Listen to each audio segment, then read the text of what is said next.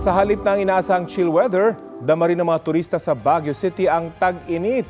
May ulat on the spot si Bea Pinlac. Bea? Rafi, tama ka. Walang takas sa init ang ilang turistang dumayo rito sa Baguio City ngayong Semana Santa. Hindi kasi ganun kalamig ang panahon dito sa summer capital ng bansa na ngayon ay nasa 23 degrees Celsius.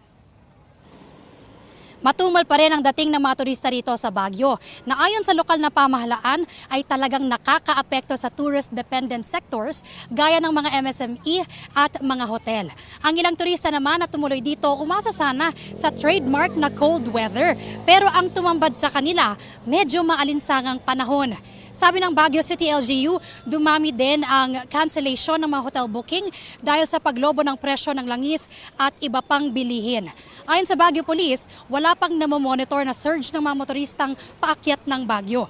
May mga build-up lang daw sa ilang kalsada dahil sa adjusted operating hours ng mga establishmento o kaya mga reblocking sa daan.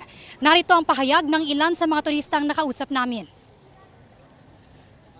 Expect ko malamig kaso sakto lang yung lamig. Kaya hindi kami naka-jacket, siya lang.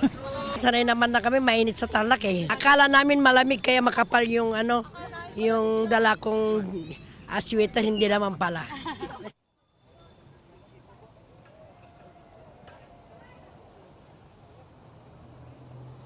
Samantala, Rafi, kahapon inaprubahan ng Baguio City Council ang resolusyon na nagsasailalim sa lungsod sa state of emergency para agarang matulungan ang mga sektor na talagang apektado ng energy crisis. Yan muna ang latest mula rito sa Baguio City. Balik sa iyo, Rafi. Maraming salamat, Bea Pinlac.